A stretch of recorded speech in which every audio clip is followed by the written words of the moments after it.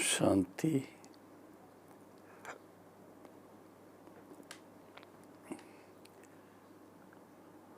परम प्रिय परम पिता शिव परमात्मा और आपके साकार माध्यम पिता श्री ब्रह्मा बाबा, जिन्हें हम बाबा के शब्दों में दादा कहें, तो बाप दादा के नैनों के नूरे रत्नों,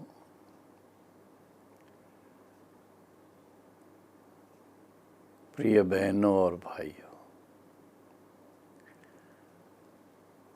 ईश्वरी ज्ञान मार्ग पर जब से पांव रखा है,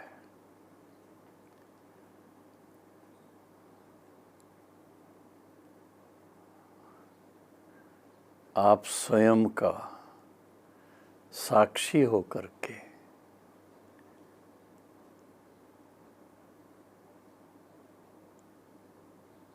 अच्छी तरह से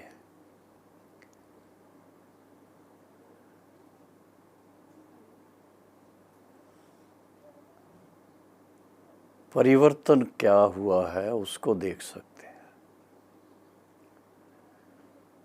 मैं स्वयं के लिए सोचता हूँ, आज से 62 साल पहले जब बॉम्बे में कोलाबा सेंटर पर पहली बार हमने पांव रखा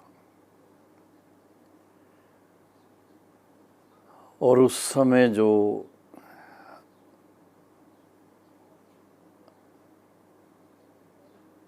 हमें सप्ताह कोर्स कराया गया,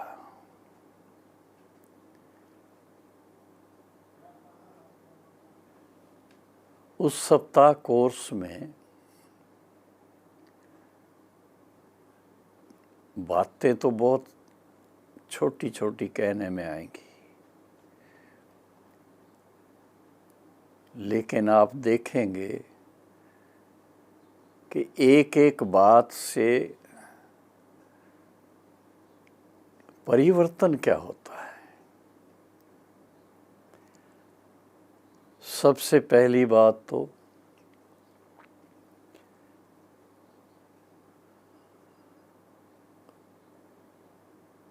हमें इस बात का पहले ज्ञान ही नहीं कि हम ये जो ज्ञान लेना चाहते हैं, आध्यात्मिक ज्ञान, क्यों लेना चाहते हैं, क्या लक्ष्य है। और उसके लिए हमें पहले दिन ही जब फॉर्म भरने के लिए कहा गया था, तो उसमें खास बात थी कि ये ईश्वरी ज्ञान है और इस ईश्वरी ज्ञान के बल से, शक्ति से मनुष्य देवता बन सकता है, नर से श्री नारायण बन सकता है, नारी से श्री लक्ष्मी बन सकते हैं। पहले पहले दिन इतना समझ नहीं होती है, लेकिन जैसा लक्ष्य पढ़ा हमने तो एक उमंग आया, ये तो बहुत अच्छी बात है। अरे 7 दिन क्या है, 7 दिन तो 1 2 3 4 5 6 7 ऐसे बीत जाएंगे। और पहले दिन सिर्फ फॉर्म भरने का ही हुआ था और उसके बाद दूसरे दिन से हमारा विधिवत ईश्वरी ज्ञान का कोर्स शुरू हुआ। और उस कोर्स के अंदर बड़ा व्यवस्थित ढंग से एक एक बात का परिचय सबसे पहला जो हम योगियों की पुस्तकों में पढ़ते रहे, सोचते रहे उसके बारे और अभ्यास करने की कोशिश करते थे, और वो था हम कौन हैं, हु एम आई। और इस बात का उत्तर हमें पहले लेसन में मिला। और हमारी जो निमित्त ब्रह्मा कुमारी बहन टीचर ने बहुत अच्छे ढंग से हमें समझाया, ये आपका हाथ है, आप हाथ नहीं हैं। ये आपकी आँख है, आप आँख नहीं हैं। ये आपका मुख है, आप मुख नहीं हैं। आपके कान हैं, आप कान नहीं हैं। तो फिर आप कौन हैं? मैं कहने वाला कौन है? और मैं और मेरा दो शब्द हैं। जब हम ऐसे बात करते हैं तो मेरा कान, मेरा मुख, मेरी आँख, मेरा हाथ, तो मैं कौन? और उसके बाद फिर ज्ञान मिलता है हमें कि ये जो मैं और मेरा, इन दोनों में क्या अंतर है। और अंतर का पता चला कि पहले हमें ये जानकारी मिली कि हम देह नहीं, देही हैं, आत्मा है। और हम आत्माएं ज्योति स्वरूप हैं, अनादि हैं, अविनाशी हैं। और हर आत्मा में मन, बुद्धि और संस्कार,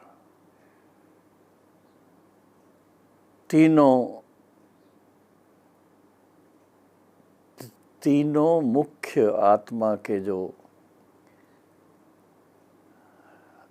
एबिलिटीज़ हैं वो इनग्रेन्ड हैं। जब हम कोई भी बात शुरू करते हैं तो पहले संकल्प करते हैं, फिर उसके बाद संकल्पों में राइट क्या है, रॉन्ग क्या है, क्या करना चाहिए, क्या नहीं करना चाहिए, उसका निर्णय करती है बुद्धि। और निर्णय करने के बाद फिर जो कर्म करना है उसका निर्णय करते हैं। ये तो सब जानते हैं कि व्यक्ति हमेशा अपने लाभ के लिए कर्म करता है। और अगर कोई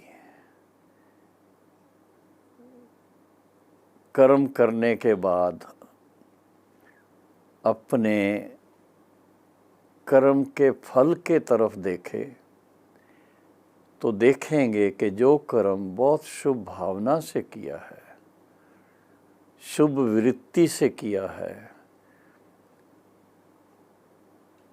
पवित्रता के आधार पर किया है, वो कर्म श्रेष्ठ हो जाता है। और अगर वो कर्म देह अभिमान में आकर के, देह दृष्टि से, देह भान से कोई भी ऐसा कर्म करेंगे तो उसके अंदर अल्पकाल के लिए शुरू में सुख होगा, बाद में दुख होगा। इसलिए उसको कर्म को, क्योंकि 5 विकारों में से किसी ना किसी के वश अगर हुआ तो उसको विकर्म कहा जाता है। तो हम आत्माओं को पहले पहले ये जानकारी मिलती है कि हम परमपिता परमात्मा की संतान होने के नाते हमारा सत्य स्वरूप जो है वो पवित्र स्वरूप है, और पवित्रता के कारण हमारा जो स्वधर्म है वो शांति है। पवित्रता भी हमारा स्वधर्म है, शांति भी हमारा स्वधर्म है, और फिर प्रेम भी हमारा स्वधर्म है। जब अपने जीवन में पवित्रता होगी, शांति होगी, प्रेम होगा, तो जीवन बड़ा आनंद देने वाला होगा, सुख देने वाला होगा।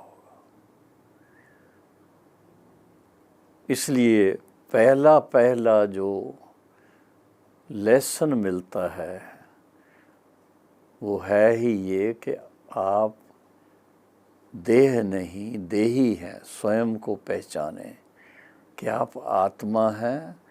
आप आत्मा का स्वधर्म ही शांति है। इसलिए ये हमारा विशेष एक दो के साथ बात करते हैं, ग्रीट करते हैं तो कहते हैं ओम शांति, मैं आत्मा शांत स्वरूप हूँ। अपना परिचय जैसे दे रहे हैं, और जिसको कहते हैं वो भी कहते हैं ओम शांति, मैं भी आत्मा शांत स्वरूप हूँ। तो ये तो पहला पहला लेसन मिला। फिर उसके बाद दूसरा लेसन, परमात्मा कौन है। दुनिया के अंदर परमात्मा के बारे में अनेक मान्यताएं हैं। कोई उनको एक लिंग के रूप में मानते हैं, कोई उनको सर्वव्यापी मानते हैं, और कोई ऐसे भी हैं जिनको निश्चय नहीं होता कि भगवान है भी या नहीं, और फिर वो स्वयं को नास्तिक कहते हैं। लेकिन भारत की ये विशेषता है, भारत में 99.999% लोग बहुत ही भावात्मिक रूप से, बहुत निश्चय से चलते हैं कि भगवान है। तो भगवान कौन है, भगवान का स्वरूप क्या है, भगवान के गुण क्या हैं, भगवान का कर्तव्य क्या है, और उसका हमारे साथ संबंध क्या है, इतना डिटेल में दूसरा लेसन हमको अच्छी तरह से बहन जी ने बताया। और फिर तीसरे दिन और थोड़ा इसके बारे में कि हम आत्माएं और परमात्मा, हम सबका निवास कहाँ है, कहाँ से हम आए हैं इस सृष्टि पर, और भगवान को बुलाते हैं। और भगवान के लिए कहा ही जाता है, जब जब भारत में धर्म गिलानी होती है तो भगवान अवतरित होते हैं सतधर्म की स्थापना और अधर्म का विनाश करवाने के लिए। तो वो भगवान कहाँ से आते हैं, अवतरित होते हैं तो कहाँ से आते हैं। तो हमें 3 लोक का ज्ञान मिलता है।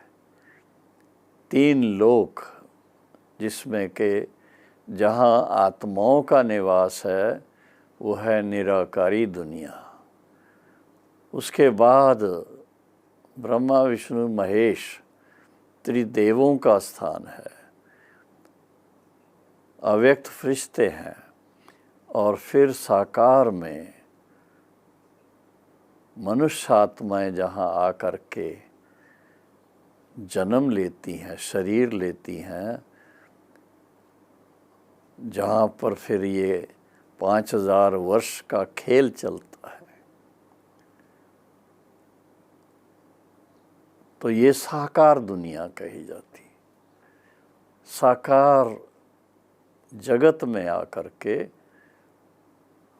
जो परम धाम निवासी आत्माएं वो अवतरित होकर के सतयुग से लेकर कलयुग अंत तक आत्माएं आती भी रहती हैं और जो आई हैं वो यहीं पर पुनर्जन्म लेती रहती हैं। अधिक से अधिक 84 जन्म होते हैं, कम से कम 2-3 जन्म भी होते हैं। और फिर चौथे दिन हमें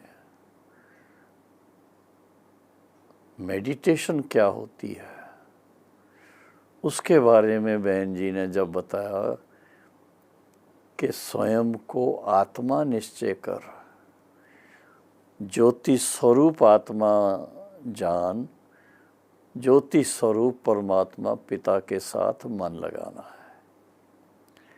उस समय बड़ी सिंपल सी बात बहन जी ने कही, मन में धीरे धीरे ये सोचना है मैं शुद्ध आत्मा हूँ, शांत स्वरूप हूँ, शांति के सागर शिव परमात्मा की संतान हूँ।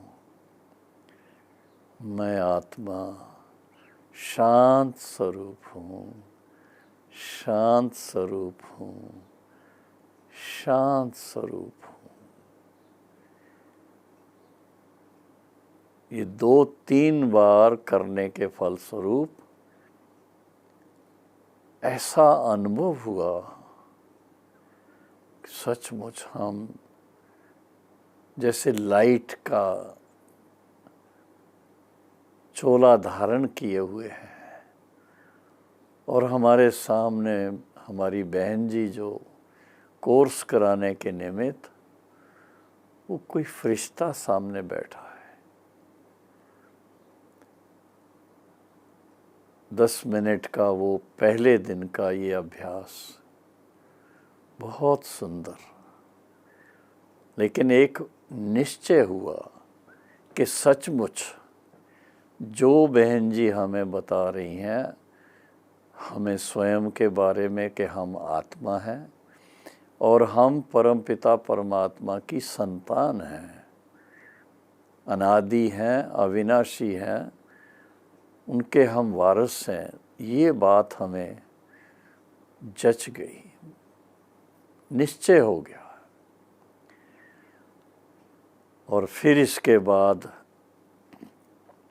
कर्म क्या है, अकर्म क्या है, विकर्म क्या है, श्रेष्ठ कर्म क्या है, पुण्य कर्म क्या है, पाप कर्म क्या है, कर्मों की गहन गति का एक बहुत अच्छा लेसन हमको मिला और उससे हमें एक क्लैरिटी मिली कि अगर हम आत्म स्वरूप में स्थित होकर शिव बाबा के साथ मन लगा करके कोई भी कर्म करेंगे तो हम श्रेष्ठ कर्म करेंगे, गलत कर्म नहीं करेंगे, रॉन्ग बात नहीं करेंगे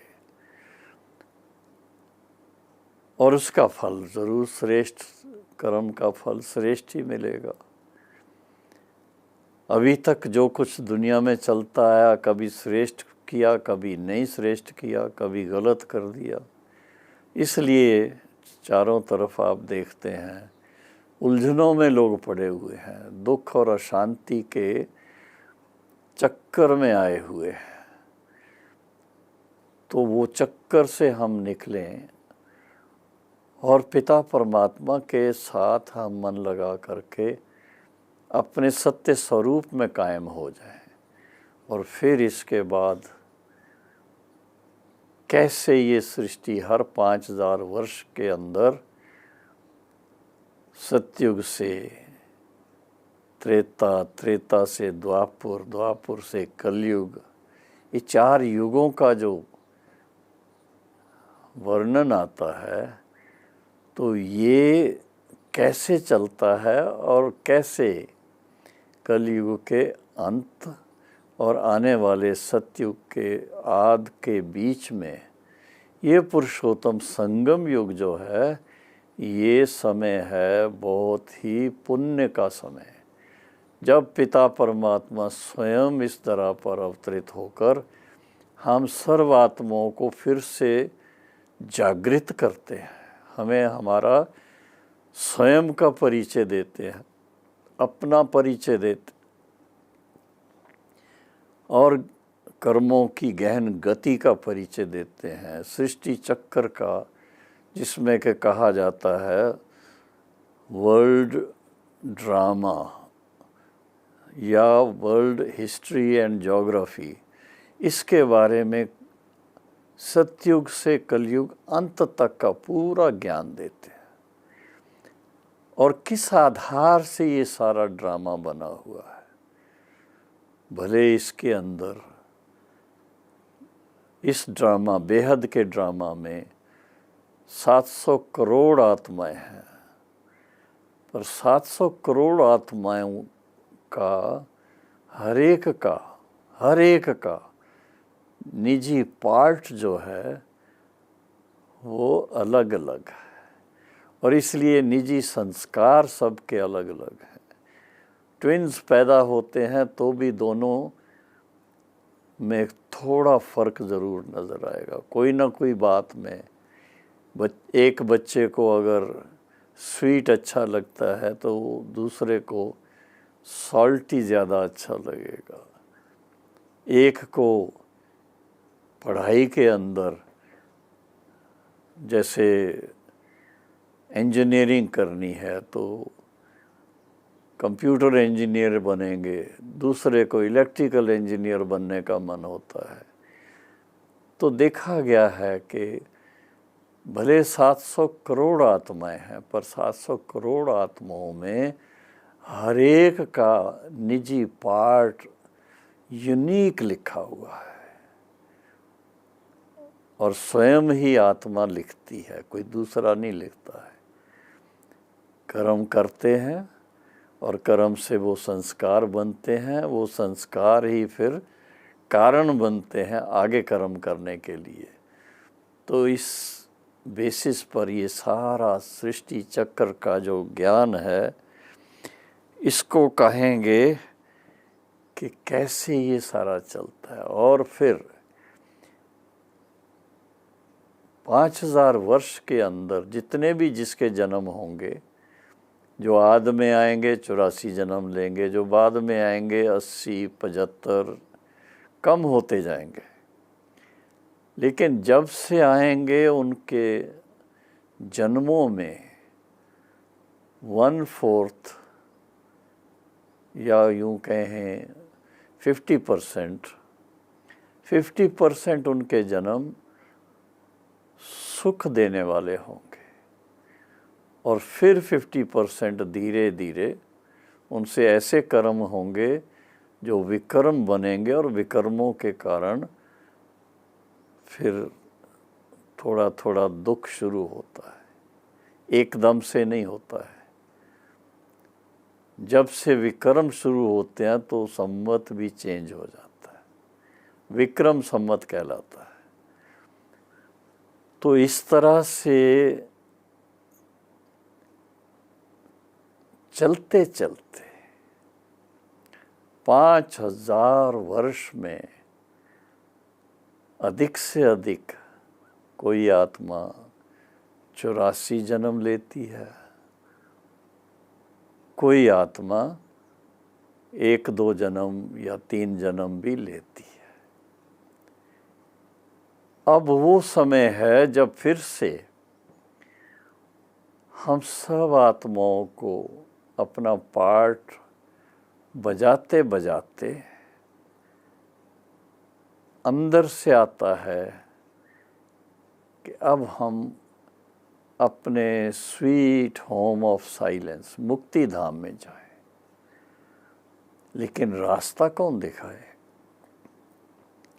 तो जिसका वायदा है कि जब धर्म गिलानी होती है तो मैं सत धर्म की स्थापना और अधर्म का विनाश कराने के लिए इस धरा पर अवतरित होता हूँ, और अवतरित होकर के फिर से सत्य ज्ञान देता हूँ और सहज राजयोग की शिक्षा दे करके आत्माओं को फिर से ऐसा निर्मल, ऐसा योग्य बनाता हूँ जो फिर से सतयुग में आकर के देवी देवता के रूप में अपना पार्ट बजा सके।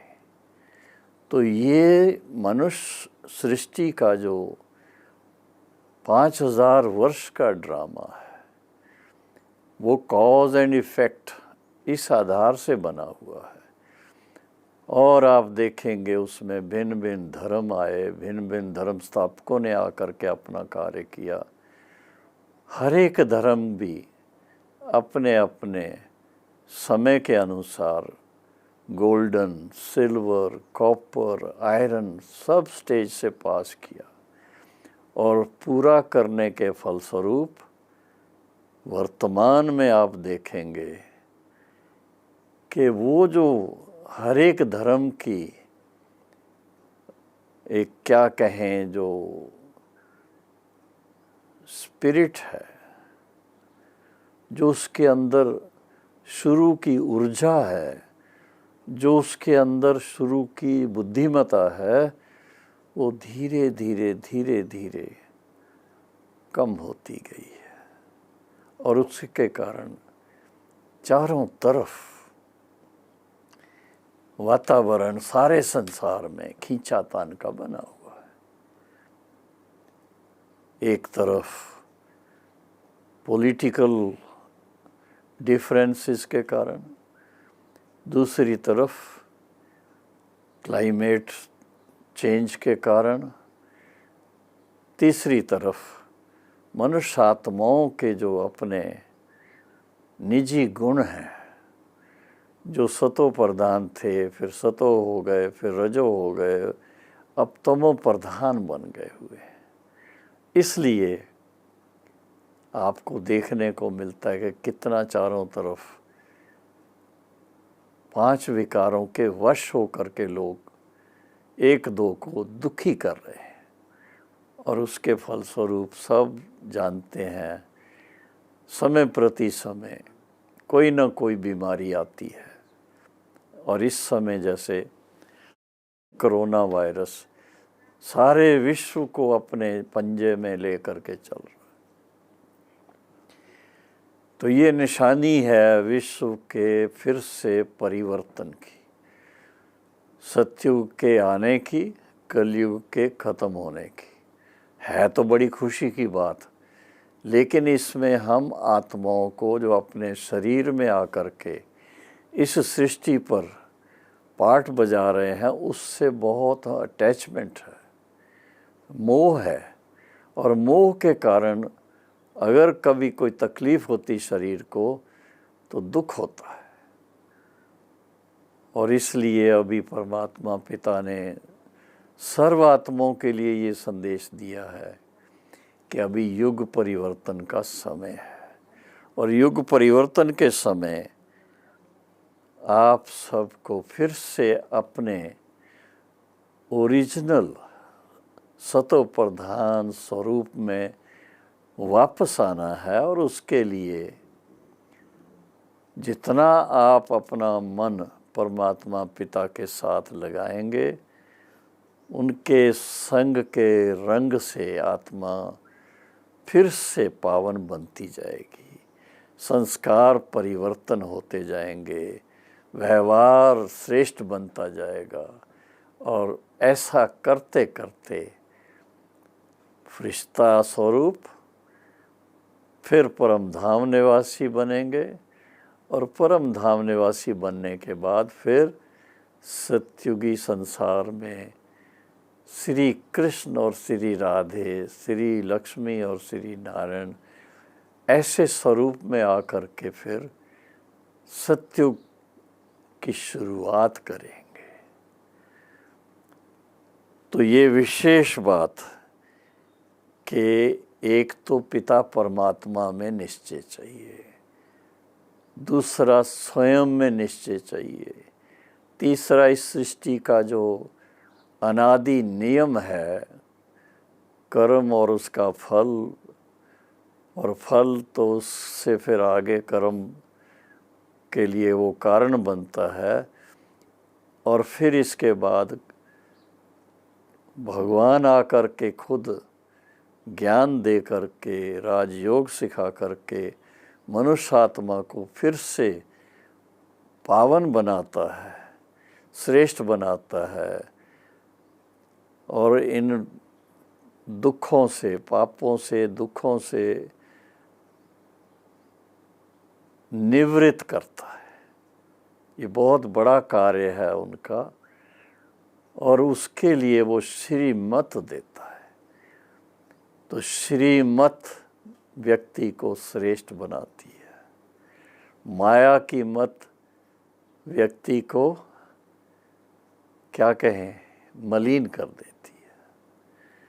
तो अभी हमारा वो अपॉर्चुन टाइम है जब स्वयं भगवान हमें गाइड कर रहा है, तो हम उनकी श्रीमत का दिल से स्वागत करें और उस पर पूर्णतया चलने का दृढ़ निश्चय करें। तो दृढ़ निश्चय करने वालों की विजय होगी, और जो दृढ़ निश्चय नहीं करते हैं तो ठोकरें खाएंगे। ये तो आप सब जानते हैं। तो अभी समय है कि हम ईश्वरी ज्ञान और सहज राजयोग के आधार के अनुभव से निश्चय बुद्धि बन जाए। निश्चय बुद्धि विजयन्ते, संशय बुद्धि विनश्यन्ते। तो निश्चय बुद्धि हरेक को बन करके अपना महाभाग्य, पद्मा पदम भाग्य प्राप्त करना है। ओम शांति, ओम शांति, ओम शांति।